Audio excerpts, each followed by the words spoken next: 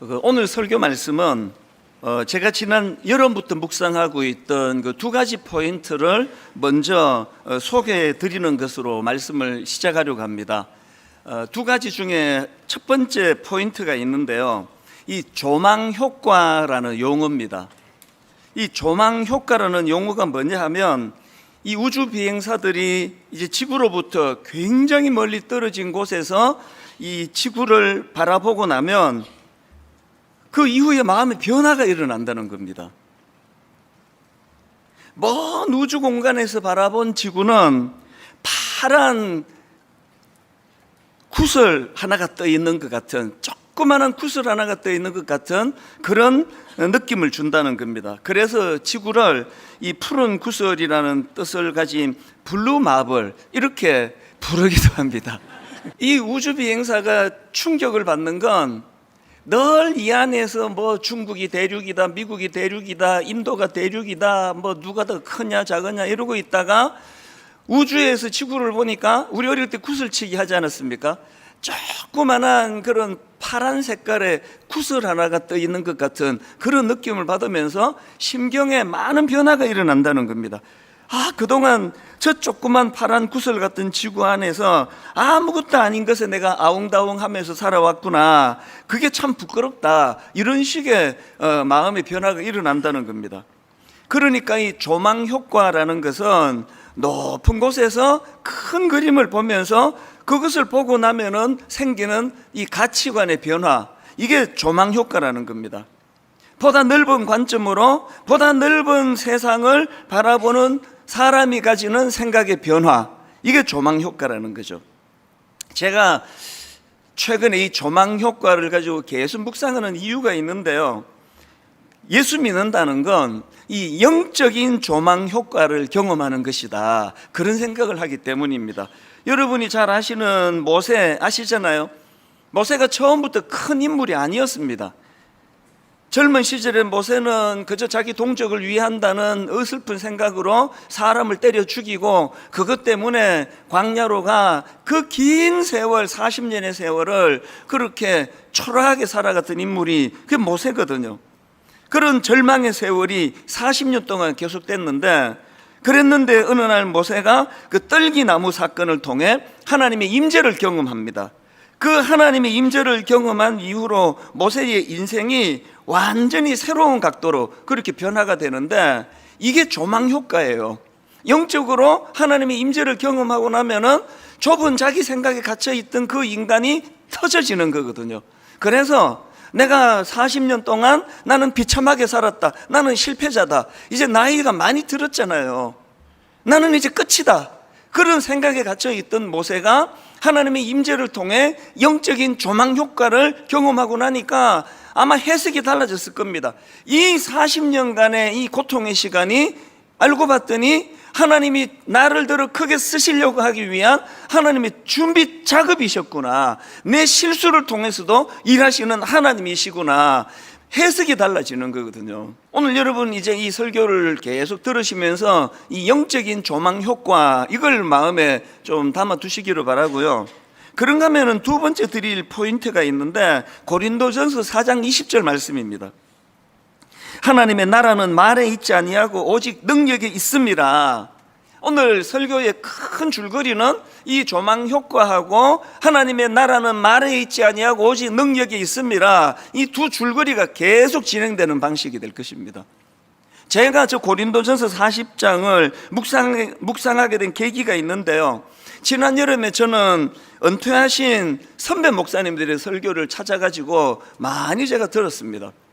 특별히 그 돌아가신 목사님들, 예를 들면은 뭐 옥하는 목사님, 하용조 목사님, 또 조용기 목사님, 이런 이제는 더 이상 육성으로 들을 수 없는 그런 어른들의 설교를 제가 찾아서 들으면서 은혜를 많이 받았습니다. 젊은 목사님들을 통해서도 참 신선한 시각의 설교를 많이 얻을 수 있지만, 이런 그 어른들의 설교를 보면 거기에 영적인 능력이 좀 기운이 느껴지는 것 같아요.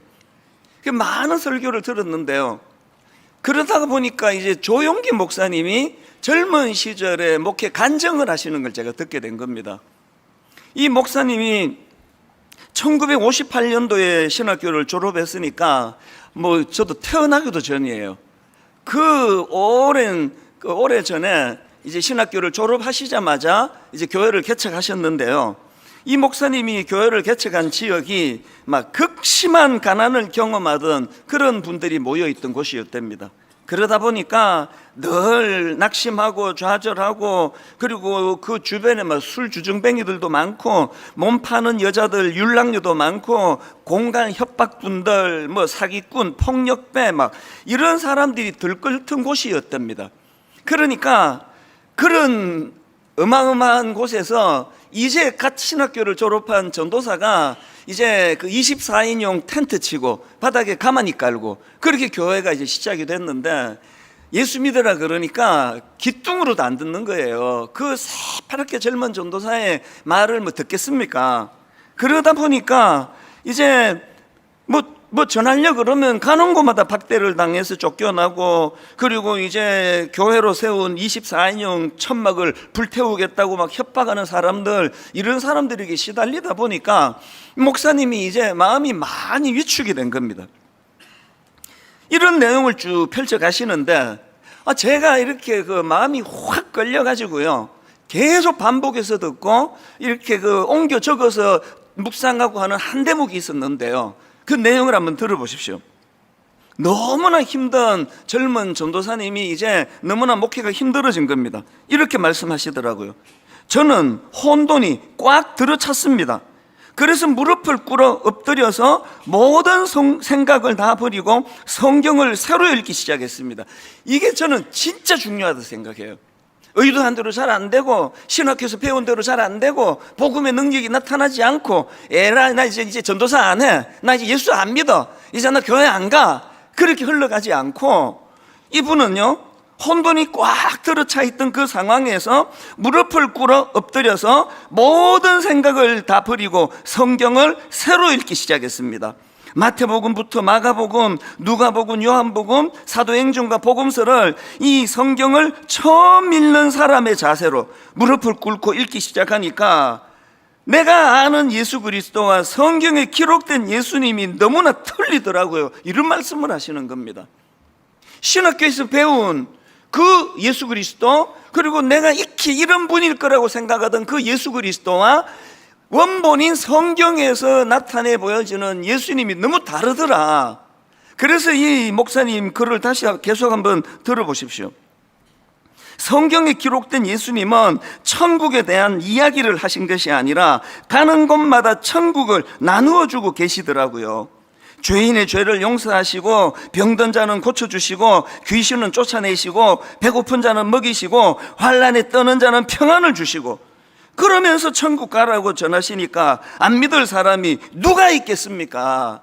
그러면서 결론적으로 본인과 주님을 비교하면서 이렇게 말씀하시더라고요.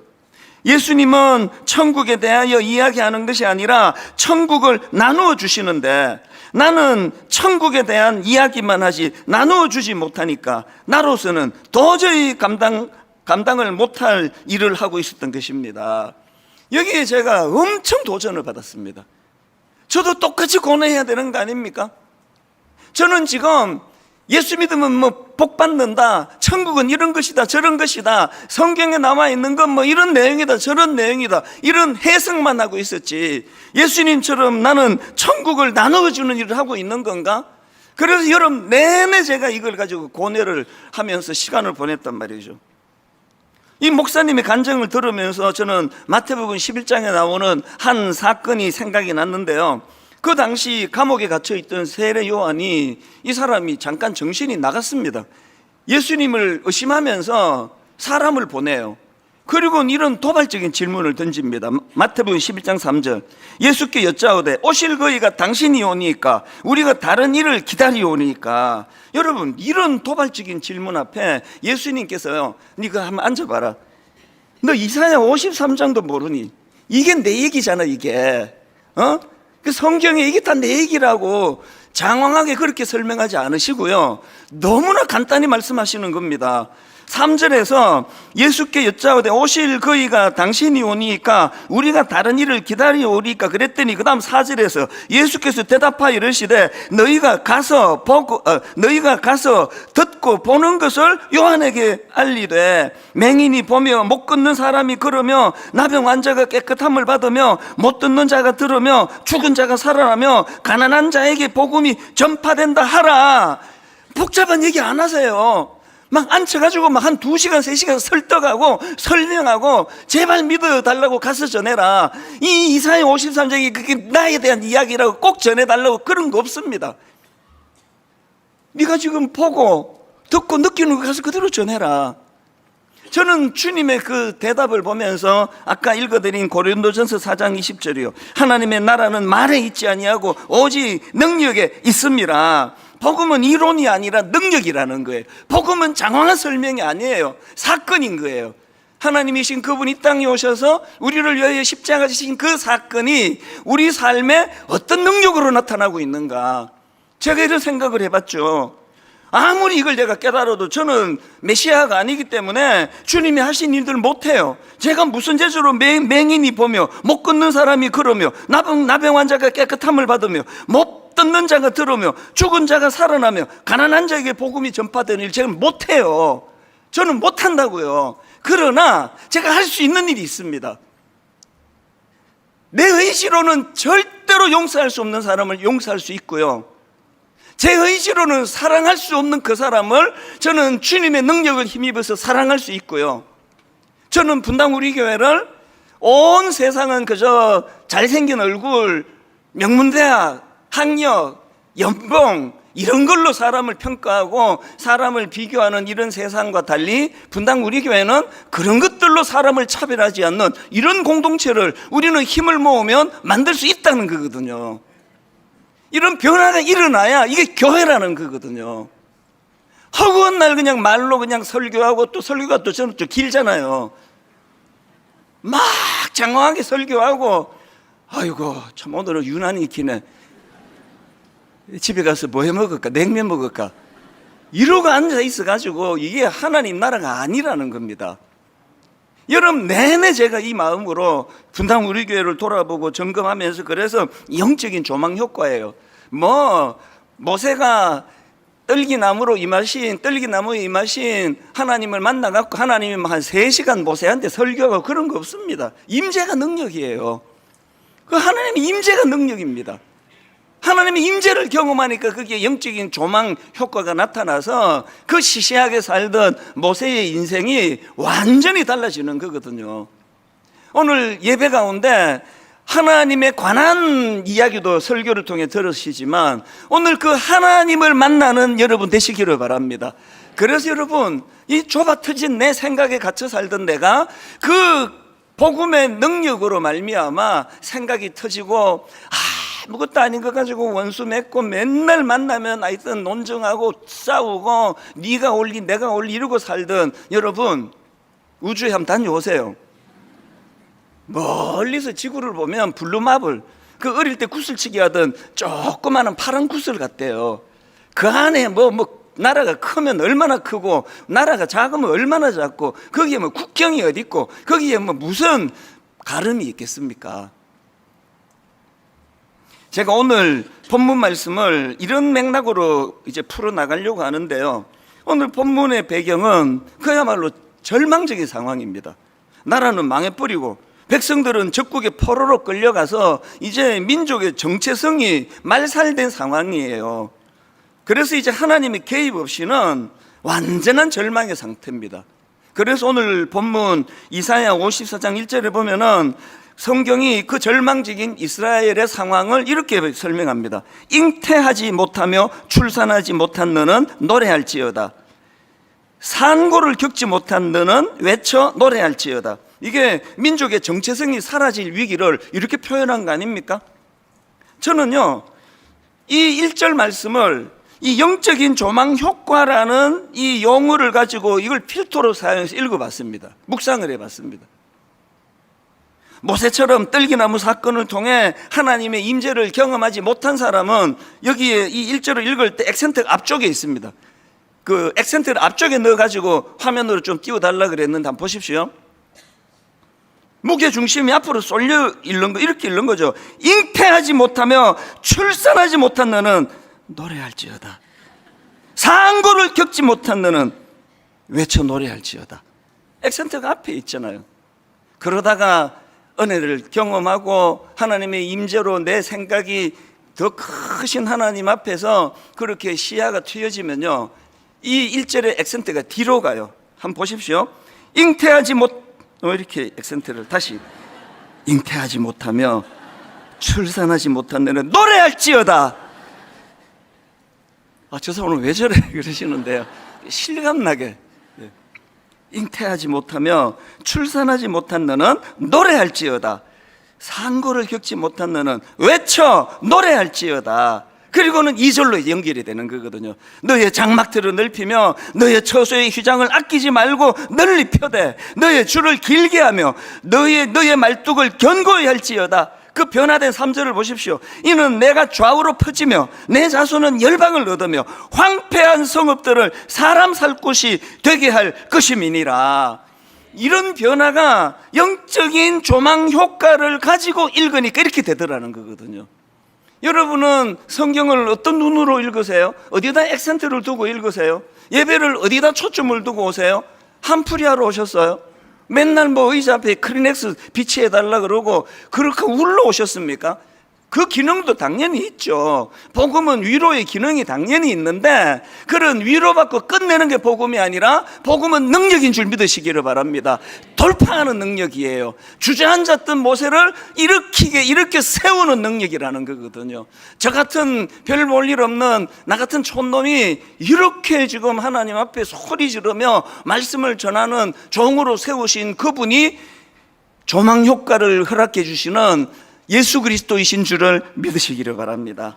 그래서 여러분 간곡히 부탁하는데요, 이제 여러분 그저 이론에 갇혀있는 신앙생활 이제 좀 지루합니다. 이제 하나님 앞에 적극적으로 구하세요. 하나님, 저도 하나님의 임재를 경험하고 싶습니다. 뭐 막 어마어마한 뭐 이런 거 원하지 않아요. 성경을 읽다가 기도를 하다가 묵상하는데, 여러분 성경을 새벽에 일어나 묵상을 하는데 아무런 그런 어마어마한 일을 구하지 않았는데 조용히 눈물이 흘러요. 그리고 내 마음에 아픔이 생겨요. 왜 난 아직 용서하지 못하고 있지? 왜 나는 더 많은 사랑을 못하는 건가? 그게 하나님의 임재의 열매 아닙니까? 누가 그 책 읽다가 그렇게 눈물이 나느냐고요. 이 하나님의 임재를 우리가 늘 갈망할 뿐만 아니라 그렇게 영적인 조망 효과를 경험하면서 이제 좁은 내 생각을 벗어나 크신 하나님의 시각으로, 그래서 이제 이런 은혜를 우리가 추구한다면 이 두 가지 실천 사항이에요. 이제 어떨 때는 이 실천을 노력하면 하나님의 임재가 참 가슴 뜨겁게 경험될 때가 있고요, 하나님의 임재를 사모하면 이 두 가지 실천이 저절로 또 이루어지는 거거든요. 우리가 추구해야 될 믿음의 실천 첫 번째가요, 희망을 노래하라. 제가 관로하고 믿음의 선언이라고 그렇게 부차 설명을 넣은 이유를 이따가 설명해 드릴게요. 자, 본문 1절을 다시 한번 보십시오. 잉태하지 못하며 출산하지 못한 너는 노래할지어다. 상고를 겪지 못한 너는 외쳐 노래할지어다. 지금 1절이 강조하는 게 뭐냐 하면요, 이스라엘 백성들 입장에서 현실은 여전히 절망이에요. 달라진 게 하나 없습니다. 하나님이 뭘 달라지게 해서 노래하는 게 아니라 우선순위가 있잖아. 네가 노래하면 달라진다예요. 우리는 달라지면 노래하겠습니다. 죽을 때까지 안 달라져요. 네가 찬양하면, 네가 감사하면, 네가 노래하면 상황이 달라진다, 이 말씀이거든요. 여러분, 믿는 우리는요, 현실 때문에 노래하는 거 아니에요. 믿는 우리는 어떤 상황이 있었든지 그 하나님을 노래하는 자들이거든요. 여러분이 잘 아시는 사도행전 16장의 바울과 실라, 복음을 전하다가 막 엄청 두들겨 맞고 감옥에 갑니다. 저는요, 이런 걸 읽을 때마다 너무 위로가 돼요. 뭐라 그래도 저는 두들겨 맞은 적은 없거든요. 그 당시 사도들은 막 걸핏하면 두들겨 맞고 막 돌 던지고 막 이런 고통 속에 지금 16장에서도 바울과 실라가 그렇게 감옥에 갇혀 있는데 그 낙심된 상황에서 바울과 실라가 뭘 했습니까? 사도행전 16장 25절, 한밤중에 바울과 실라가 기도하고 하나님을 찬송하며요. 한밤중에 바울과 실라가 기도하고 하나님을 찬송하며 죄수들이 듣더라. 여러분, 이게 어떻게 가능했을까요?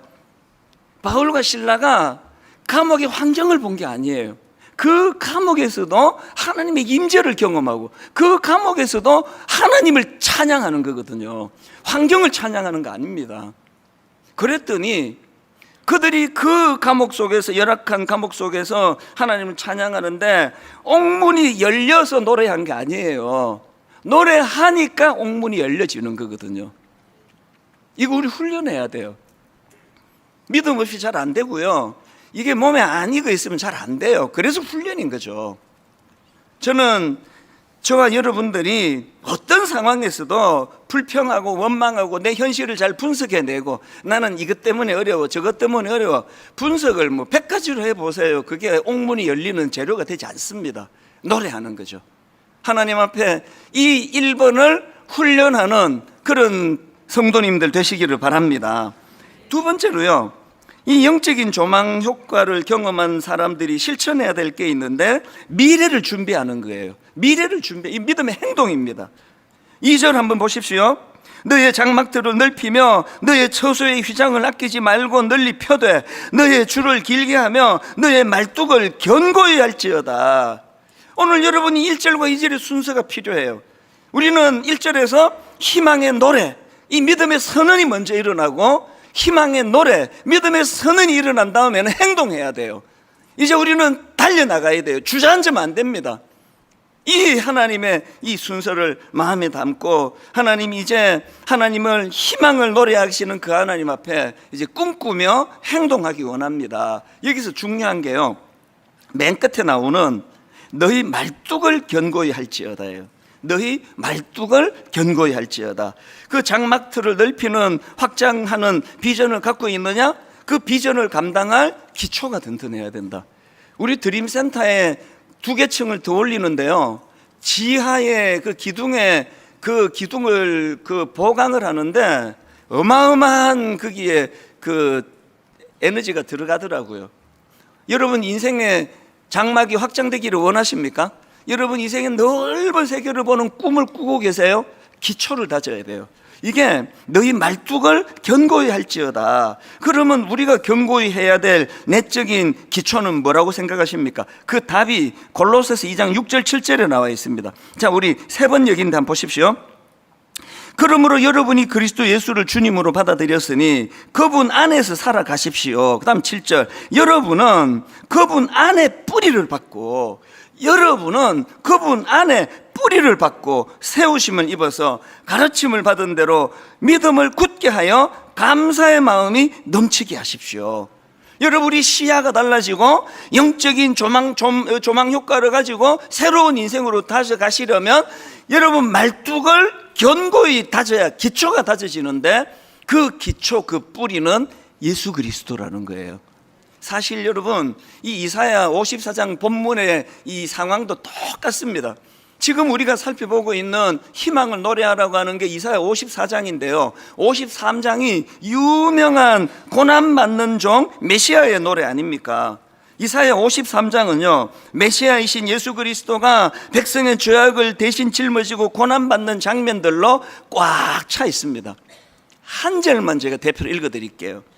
이사야 53장 5절입니다. 그가 찔림은 우리의 허물 때문이요 그가 상함은 우리의 죄악 때문이라. 그가 징계를 받음으로 우리는 평화를 누리고 그가 채찍을 맞음으로 우리는 나음을 받았도다. 이런 말씀들로 꽉 차 있는 게 이사야 53장이고, 그리고 그 다음에 지금 희망을 노래해라, 이게 54장이에요 오늘 여러분 가장 중요한 말씀입니다. 잘 들어보세요. 여러분, 우리가 기억해야 되는 거, 이사야 53장이 없는 54장은 가짜라는 거예요.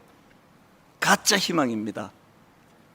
53장에서의 그 십자가에서 고난받는 메시아, 그 예언의 말씀이 없는 54장의 희망의 메시지는 전부 다 가짜예요.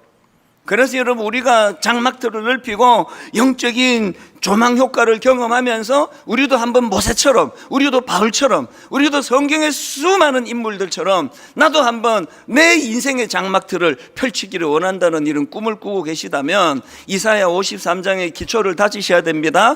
예수 그리스도가 내 인생의 기둥이 되고 예수 그리스도 내 인생의 견고한 그런 뿌리가 될 수 있도록 우리가 나아가야 된다는 것입니다. 제가 이 설교를 준비하다가요, 그 최근에 세워진 성일 희망요양병원, 그 요즘에 아마 계속 매스컴에 나오고 있고요. 오늘 저녁인가 내일 저녁인가 또 가수 션이 또 이제 이걸 가지고 또 나온다는 예고를 제가 봤는데요. 이 성일 희망요양병원은요, 국내 최초로 그 루게릭병 전문 요양병원이에요.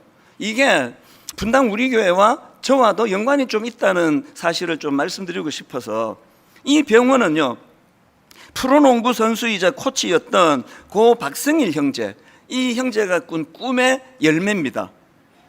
이 박성일 형제가 선수 때 엄청 유명한 선수였거든요. 그리고는 이제 선수 생활을 끝내고 미국으로 농구 유학을 다녀온 후에 국내 프로농구 코치로 부임합니다. 제 기억으로 최연소 코치였던가 그래요. 앞길이 진짜 유망한 그런 젊은 농구 지도자였는데 너무나 불행한 일이 일어났습니다. 코치로 부임한 직후에 근육 무력증으로 알려진 루게릭병 진단을 받아요. 이게 2002년도인데요. 얼마나 병이 빠르게 진행이 되는지, 그렇게 발병이 되고 10개월 만에 양손을 움직이지 못하게 되고요. 한 2, 3년 지납니까? 2년 지나는 2004년도에는 목소리를 잃게 돼요. 그래서 이 형제가 그 당시로 그 누나도 저희 교회에 출석하고 그래서 제가 한번 집을 방문했던 기억이 나요. 초창기예요. 그랬더니 이 기술이 얼마나 발전이 됐는지 아무 몸을 움직일 수가 없는데 이 안구로만 움직여서 글자를 만들더라고요. 그 모니터를 보면서 눈을 이렇게 끔뻑끔뻑 하면서 저하고 대화를 했던 기억이 나요. 그런데 하나님께서 이 형제에게 놀라운 꿈을 주신 거예요. 루게릭병을 세상에 알리며 자기와 같은 루게릭 환자와 가족들에게 희망의 메시지를 전하는 그런 일을 하고 싶다, 그런 꿈을 꾸고 더 구체적으로 그 꿈을 이루기 위하여 루게릭병 전문 요양병원, 이거를 건립하는 게 꿈이다. 그런데 여러분, 24시간 병상에 누워서 유일하게 기계에다가 눈 껌뻑껌뻑 하는 걸로 대화할 수밖에 없는 이 형제가 무슨 수로 그런 엄청난 꿈을 이룰 수 있겠느냐고요. 그런데 여러분, 이 형제에게 믿음이 생기고요, 이 형제의 믿음 좋은 누나 우리 박성자 집사님이 이 동생의 꿈을 자기가 대행하기 시작했어요. 그래서 저에게도 막 수없이 많은 메일을 보내고 기도 부탁을 하고, 또 예전에 우리가 같이 또 힘을 모아가지고 헌금도 하고, 뭐 그때 이제 그 무슨 뭐 버킷 뭐 그래가지고 또 막 뭐도 팔아주고 이런 일들 우리가 했던 기억이 나잖아요. 기적이 일어난 겁니다. 5개월 전이에요.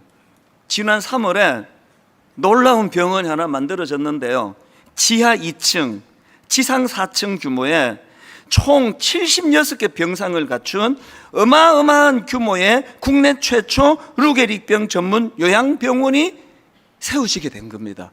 이게 한 개인이 할 수 있는 일이 아니거든요. 제가 그 병원을 다녀오고 막 이렇게 벅차오르는 그런 기쁨을 느꼈는데 왜 그러냐니까요, 저는 이 긴 세월에 23년, 그 긴 시간을 제가 지켜본 사람 아닙니까? 참 이 박성자 집사님이 대단한 누나예요. 이 동생의 꿈을 이루어주기 위하여 절대로 포기하지 아니하고 늘 하나님 은혜를 구하고, 그리고 이 동생에게 너 빨리 나아야 된다, 빨리 일어나야 된다, 이런 포인트보다 천국의 소망을 전해주고, 꿈꾸는 이 동생에 대하여 항상 희망을 전해주고, 그게 오늘 이 본문을 그대로 이루어내고 있던 분 아닙니까? 제가 이 설교를 준비하다가 이 성일 희망 요양병원 생각이 난 이유는 이 우리 교회 이 박성자 집사님이 만나보면요, 너무 평범해. 본인도 그렇게 얘기하고 뭐 그냥 평범한 분이에요. 뭐 어떤 면에서 적당히 소심하고 겁이 많고, 그런데 이분이 하나님 이름을 의지하여, 이게 제가 말하는 영적인 조망 효과예요. 모세가 떨기나무 사건을 통해 하나님의 임재를 경험한 것처럼 이 귀한 누나에게 그 믿음이 그에게 들어가니까 용사가 돼가지고, 이게 언제 이게 이러시나 이 모금해가지고, 이게 뭐 몇백억 공사인데 5개월 전에 이루어졌거든요. 오늘 여러분, 내가 강해서 잘하는 거 아니고요, 누가 엄청난 재능이 있어서 잘하는 게 아니고 영적인 조망 효과입니다. 오늘 예배 가운데 주저앉아 있는 여러분들이 다 복음의 능력으로 영적으로 일어서게 되기를 바랍니다. 그래서 희망을 노래하는 거죠. 상황은 바뀌지 않은데 믿음을 가지고 희망을 선언하는 거죠. 그리고 믿음을 가지고 미래를 향하여 나아가는 거죠. 너의 장막틀을 넓히며 너의 처소의 휘장을 아끼지 말고 널리 펴되 너의 줄을 길게 하며 너의 말뚝을 견고히 할지어다. 예수 그리스도로 말미암아 저와 여러분 인생이 시야가 넓어지고 꿈을 향해 나아가고 꿈을 위해 서로서로 기도하고 이 교회를 통하여 복음의 능력이 나타나는 놀라운 역사가 이전보다 이후에도 흥왕하게 되기를 주님 이름으로 축원합니다.